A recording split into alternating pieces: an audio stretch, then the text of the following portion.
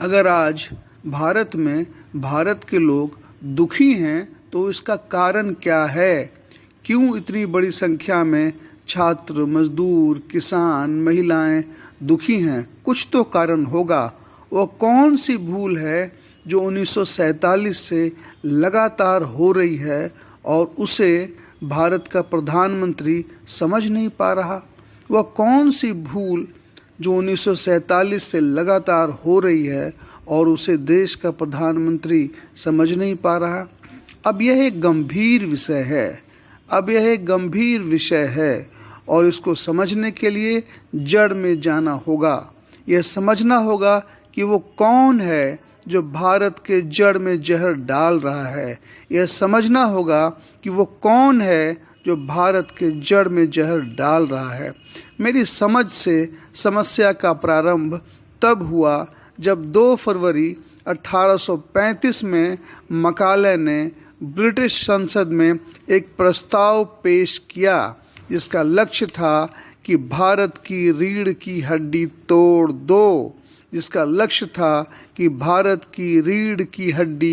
तोड़ दो।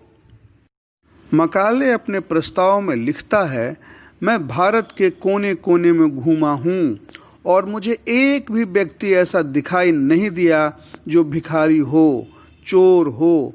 इस देश में इतनी धन दौलत देखी है, इतने ऊंचे चारित्रिक आदर्श और इतने गुणवान मनुष्य देखे हैं कि मैं नहीं समझता हम कभी इस देश को जीत पाएंगे जब तक हम उसकी रीढ़ की हड्डी नहीं तोड़ देते।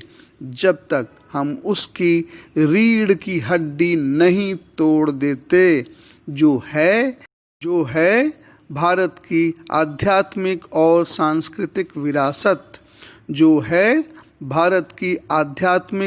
सांस्कृतिक विरासत। इसलिए मैं प्रस्ताव रखता हूँ कि हम इसकी पुरातन शिक्षा व्यवस्था, उसकी संस्कृति को बदल डालें, क्योंकि यदि भारतीय सोचने लगे कि जो भी विदेशी है और अंग्रेजी है वही अच्छा है और उनकी अपनी चीज़ों से बेहतर है, तो वे अपने आत्मगौरव को भुलाने लगेंगे और वैसे ही बन जाएंगे जैसा हम चाहते हैं, पूरी तरह से एक गुलाम देश। यही योजना, यही प्रस्ताव 2 फरवरी 1835 को ब्रिटिश संसद के समक्ष में पेश किया गया था। इसी योजना के मुताबिक भारत में पढ़ाई अंग्रेजी मीडियम से होने लगी। भारत के सभी स्कूल बंद हो गए। अब हर भारतीय जो पढ़ना चाहता था वह अंग्रेजी पढ़कर गर्व का अनुभव करने लगा। हिंदी, उर्दू, संस्कृत सब नौकर बन गए और अंग्रेजी भाषा मालिक बन गई।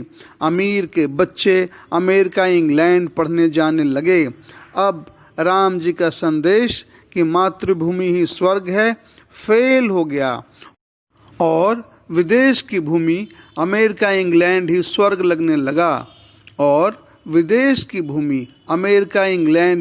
लगने लगा। भारत के लोगों का अब एक ही सपना था, लोगों का अब एक ही लक्ष्य था, पढ़ाई करना है तो विदेश में, इलाज कराना है तो विदेश में, घूमने जाना है तो विदेश में, हनीमून मनाना है तो विदेश में। अब देश प्रेम समाप्त हो गया, विदेश प्रेम प्रारंभ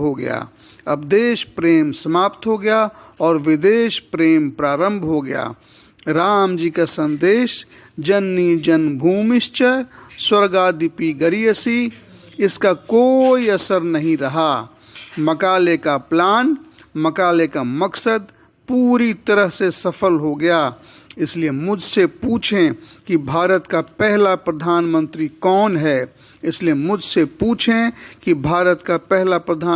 कौन है, तो मेरा जवाब होगा कि भारत का प्रधानमंत्री तो मकाले है, क्योंकि अब सब कुछ मकाले के प्लान के मुताबिक ही हो रहा है।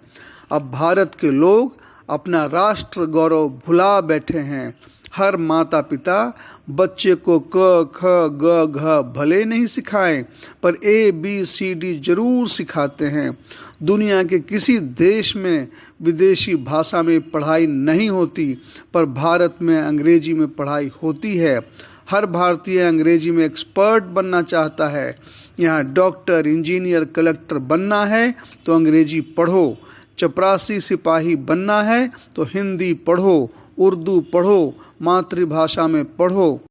इस तरह हिंदी, उर्दू, संस्कृत सब नौकर बन गए और अंग्रेजी मालिक। जब सच यही है तो असली प्रधानमंत्री तो मकाले ही है ना। मकाले का प्लान सफल हुआ और सब के सब अब गुलाम बनने की रेस में खड़े हैं। पहले भारत में सुख और शांति का राज था।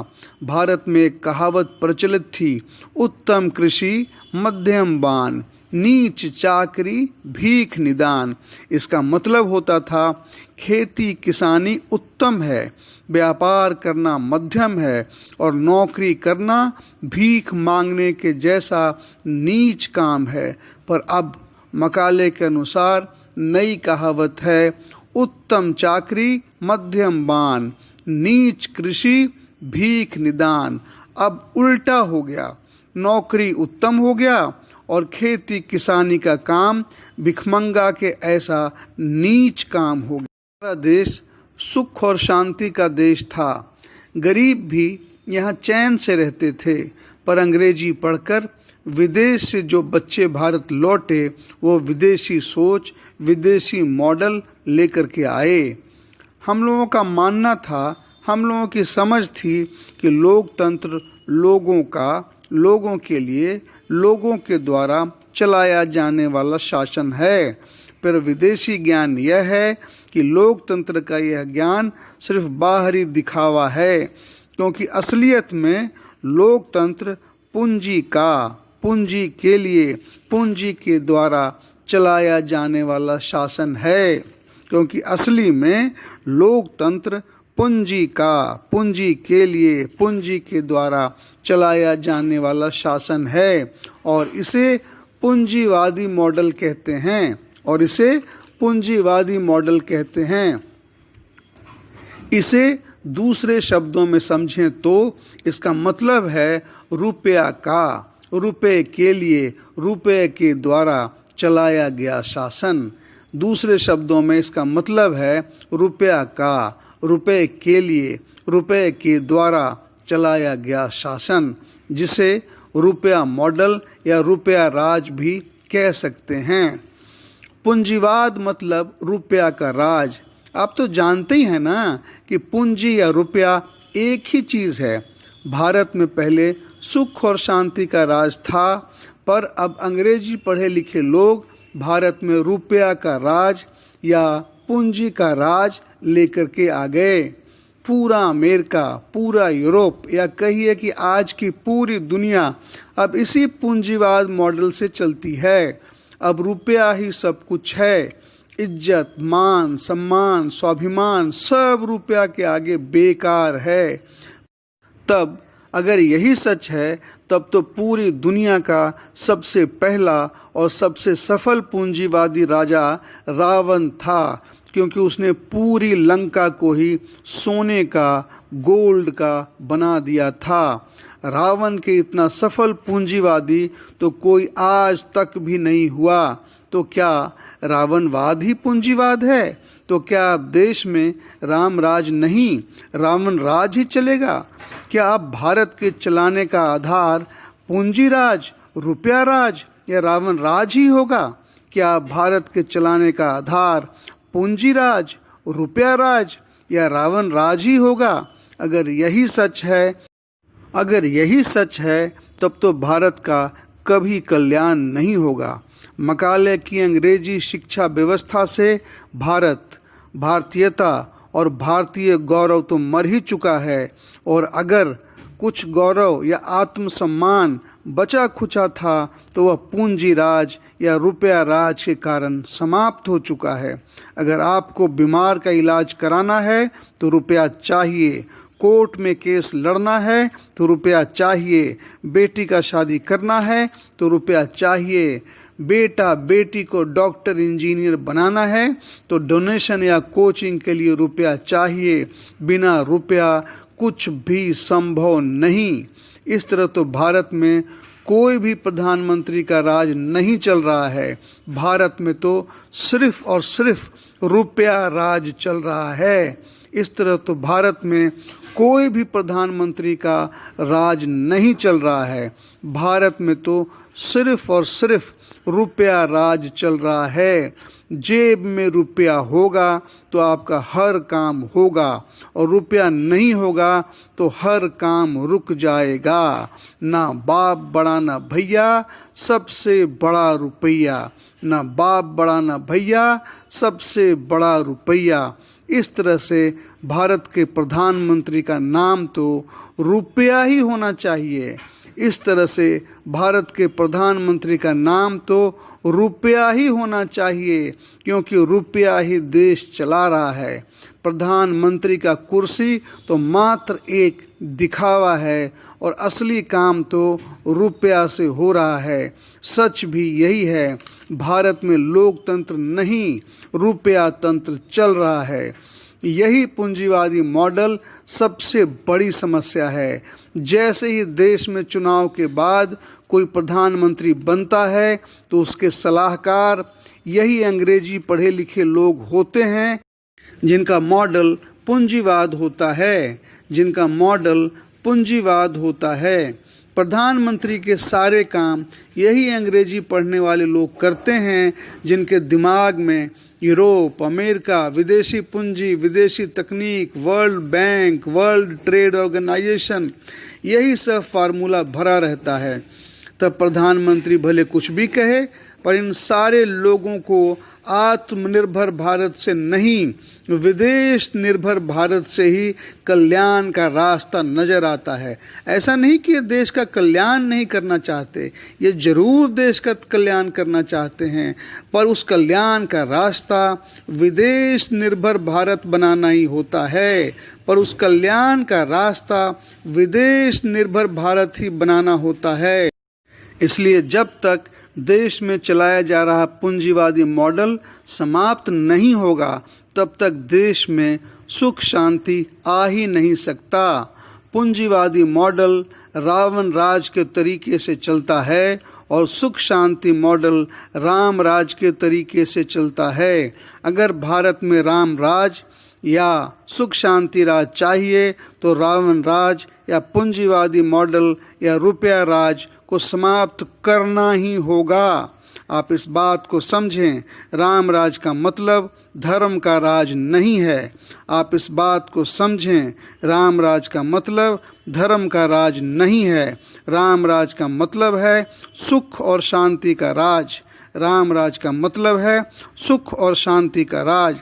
उसी तरह रावण राज, रुपया राज, पूंजीवाद का मतलब ही है कि देश में अमीर का, अमीर के लिए, अमीर के द्वारा चलाया गया शासन हो। इस तरह के पूंजीवादी मॉडल में गरीब, किसान, मजदूर, छात्र और महिलाओं का कभी भला नहीं हो सकता, क्योंकि जब तक पूंजीवादी मॉडल रहेगा तब तक प्रधानमंत्री कोई भी हो, व्यवस्था वैसे ही चलेगा जैसे अंग्रेज चला रहे थे। अंग्रेज भी देश को कलेक्टर, कोर्ट और पुलिस के बल पर चलाते थे। आज भी भारत कलेक्टर, कोर्ट और पुलिस के बल पर ही चल रहा है। कानून भी वही हैं जो अंग्रेजों के बनाए हुए थे। देश संविधान से नहीं चलता, देश रुपया से चल रहा है। पहले सारा रुपया अंग्रेजों के जेब में जाता था, अब सारा रुपया नेताओं की जेब में जाता है। पहले सारा रुपया अंग्रेजों के जेब में जाता था, अब सारा रुपया नेताओं के जेब में जाता है। पहले देश गोरे अंग्रेजों के कब्जे में था, पहले देश गोरे अंग्रेजों के कब्जे में था, अब देश काले अंग्रेजों के कब्जे में है। अब देश काले अंग्रेजों के कब्जे में है। तब क्या भारत कभी बदल नहीं सकता? तब क्या भारत कभी बदल नहीं सकता? हाँ, भारत जरूर बदल सकता है। जब पूरी दुनिया बदल सकती है, चीन, जापान, रूस, England, France, Germany, America, Australia, New Zealand, जब इतने सारे देश बदल सकते हैं तो भारत भी बदल सकता है। पर प्रयास तो भारत को बदलने का भारतीयों को ही करना पड़ेगा ना। पर प्रयास तो भारत को बदलने का भारतीयों को ही करना पड़ेगा ना। यह प्रयास पहले हुआ है। भारत को बदलने का पहला प्रयास 1857 में हिंदू मुसलमानों ने मिलकर किया था, पर 1857 की क्रांति असफल हो गई। 1947 की आज़ादी की क्रांति भी असफल हो गई, क्योंकि भारत में कमाई, पढ़ाई, सिंचाई, दवाई जैसी समस्याओं का समाधान सरकार ने निकाला ही नहीं। भ्रष्टाचार और महंगाई भी देश की बड़ी समस्या हो गई। इसी कारण से बिहार में 1974 में छात्रों ने आंदोलन किया और जयप्रकाश नारायण जी ने सरकार से कहा, सच बोलना अगर बगावत है तो समझो मैं बागी हूँ। जयप्रकाश जी ने सरकार से कहा, सच बोलना अगर बगावत है तो समझो मैं बागी हूँ। अगर 1947 की आज़ादी की क्रांति सफल हो गई होती तो 1974 में जयप्रकाश जी को यह बात कहनी नहीं पड़ती। इस तरह से आज हमारा देश 1857 की पहली क्रांति, 1947 की दूसरी क्रांति और 1974 की तीसरी क्रांति, इन तीन असफल क्रांतियों का देश है हमारा भारत। इन तीन असफल क्रांतियों का देश है हमारा भारत। अब अगर भारत को बदलना है तो देश की ज़रूरत है कि भारत में चौथी क्रांति हो। अब अगर भारत को बदलना है तो देश की ज़रूरत है कि भारत में चौथी क्रांति हो। 1947 में मिली आज़ादी तब तक अधूरी रहेगी जब तक देश में कमाई, पढ़ाई, दवाई, सिंचाई इत्यादि विषयों पर गंभीर काम नहीं होते।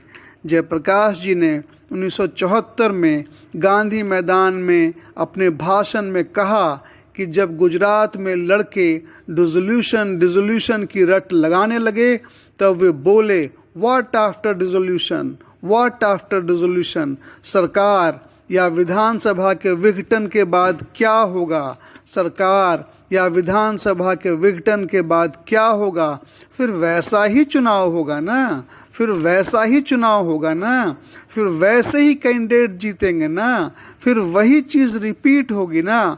History will repeat itself. इतिहास अपने आप को दोहराएगा तो क्या फ़ायदा होगा। जयप्रकाश जी की ये बातें बहुत महत्वपूर्ण है। जयप्रकाश जी का 1974 में गांधी मैदान में दिया गया भाषण देश के नौजवानों के लिए एक दिशा सूचक भाषण है। जयप्रकाश जी द्वारा 1974 में गांधी मैदान में दिया गया भाषण देश के नौजवानों के लिए एक दिशा सूचक भाषण है। इसलिए चुनाव से ज़्यादा जरूरी है व्यवस्था परिवर्तन। इसलिए चुनाव से ज़्यादा जरूरी है व्यवस्था परिवर्तन। अल्टरनेटिव मिले, विकल्प मिले, पर वो विकल्प पहले से बेहतर हो, इसकी गारंटी क्या है। अल्टरनेटिव मिले, विकल्प मिले, पर वो विकल्प पहले से बेहतर हो, इसकी गारंटी क्या है। लेकिन समझना यह है कि पूंजीवादी मॉडल में कोई विकल्प जनता के लिए रहता ही नहीं। इसलिए पूंजीवादी मॉडल का हटना और सुख शांति मॉडल का आना, जिसे मैं सुखवाद कहता हूँ, यही सबसे जरूरी है। तुलसीदास जी रामचरितमानस में जब राम जी का नाम राम रखा गया, उस समय जो दोहा लिखते हैं वो इस प्रकार है, जो आनंद सिंधु सुख राशि, सीकर तैं त्रिलोक सुपासी, सो सुखधाम रामस नामा, अखिल लोक दायक विश्रामा। इसका मतलब होता है, ये जो आनंद के समुद्र और सुख की राशि हैं, जिस आनंद सिंधु के एक कण से तीनों लोक सुखी होते हैं, उनका नाम राम है, जो सुख का भवन और संपूर्ण लोकों को शांति देने वाला है। अब इस दोहे के मतलब से ही स्पष्ट हो जाता है कि राम नाम का मतलब ही है सुख और शांति देने वाला शासन। इसी तरह जब तुलसीदास जी राम राज का वर्णन करते हैं तब लिखते हैं, राम राज बैठे त्रिलोका, हर्षित भये गए सब शोका, बैरु न कर काहू सन कोई, राम प्रताप विषमता खोई। इसका मतलब है श्री रामचंद्र जी के राज्य पर प्रतिष्ठित होने पर तीनों लोग हर्षित हो गए, उनके सारे शोक जाते रहे, कोई किसी से वैर नहीं करता। श्री रामचंद्र जी के प्रताप से सबकी विषमता, आंतरिक भेदभाव मिट गए। विषमता मिटती कैसे है? राम राज और रावण राज का मूल फर्क क्या है? पूंजीवादी मॉडल और सुख शांति मॉडल में क्या अंतर है? इसे दूसरे शब्दों में कहें तो पूंजीवाद और सुखवाद में क्या अंतर है? पूंजीवाद का मतलब है रुपया बटोरना। इसे ध्यान से सुने, इसे ध्यान से सुने।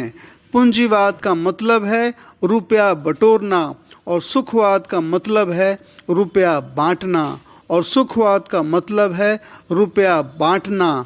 रावण का लक्ष्य था लूट करके खजाना भरना, रावण का लक्ष्य था लूट करके खजाना भरना। राम जी का लक्ष्य था खजाना के धन को बांटना, राम जी का लक्ष्य था खजाना के धन को बांटना। रावण वध के बाद राम जी विभीषण जी को कहते हैं कि विभीषण, पुष्पक विमान पर चढ़कर आकाश में जाकर गहनों और वस्त्रों को बरसा दो। आज्ञा सुनते ही विभीषण जी ने आकाश में जाकर मणियों और वस्त्रों को बरसा दिया। यही बात समझना है, यही बात समझना है। पूंजीवाद रुपया बटोरता है और सुखवाद रुपया बांटता है। पूंजीवाद रुपया बटोरता है और सुखवाद रुपया बांटता है। यह बहुत बड़ा फर्क है, यही सबसे मुख्य फर्क है। इसलिए 1947 के पहले भी पूंजीवादी मॉडल से अंग्रेज देश को चला रहे थे। 1947 के बाद भी देश उसी पुराने पूंजीवादी मॉडल से चल रहा है। CRPC वही है, CPC वही है, इंडियन पीनल कोड वही है, इंडियन पुलिस एक्ट वही है। पहले नियमों के बल पर अंग्रेज देश लूटते थे, अब हमारे नेता इन्हीं नियमों के बल पर देश को लूट रहे हैं। लूट का खेल जारी है, लूट का खेल जारी है। इसलिए देश का प्रधानमंत्री कोई भी हो, इसलिए देश का प्रधानमंत्री कोई भी हो, देश का प्रधानमंत्री किसी भी पार्टी का हो, देश का प्रधानमंत्री किसी भी पार्टी का हो, प्रधानमंत्री का नाम कुछ भी हो, नियम का आधार पूंजीवादी मॉडल ही है, नियम का आधार पूंजीवादी मॉडल ही है। शिक्षा का आधार मकाले शिक्षा पद्धति ही है। इसलिए जब तक ये व्यवस्थाएं नहीं बदलती, इसलिए जब तक ये व्यवस्थाएं नहीं बदलती, तब तक पूंजीवादी आधार पर बने कानून नहीं बदलते। जब तक पूंजीवादी आधार पर बने कानून नहीं बदलते, तब तक कुछ भी नहीं हो सकता, तब तक कुछ भी नहीं हो सकता। चाहे देश में आप कितने भी प्रधानमंत्री बना लें, चाहे देश में आप कितने भी प्रधानमंत्री बना लें, लोकतंत्र का मतलब होता है लोगों की व्यथा दूर करने वाली व्यवस्था का निर्माण करना। आप ध्यान से सुने, लोकतंत्र का मतलब होता है लोगों की व्यथा दूर करने वाली व्यवस्था का निर्माण करना। अगर लोकतंत्र इसमें विफल है, अगर लोकतंत्र इसमें असफल है, तब यह लोकतंत्र है ही नहीं, तब यह लोकतंत्र है ही नहीं। तब तो यह मात्र गरीबों को गुलाम बनाए रखने का एक तंत्र है, तब तो यह मात्र एक गरीबों को गुलाम बनाए रखने का तंत्र है। इसलिए जरूरी यह है कि इस लोकतंत्र की व्यवस्था बदले। इसलिए जरूरी है कि इस लोकतंत्र की व्यवस्था बदले, बिल्कुल उसी तरह जिस तरह जयप्रकाश नारायण जी चाहते थे, बिल्कुल उसी तरह जिस प्रकार जयप्रकाश नारायण जी चाहते थे।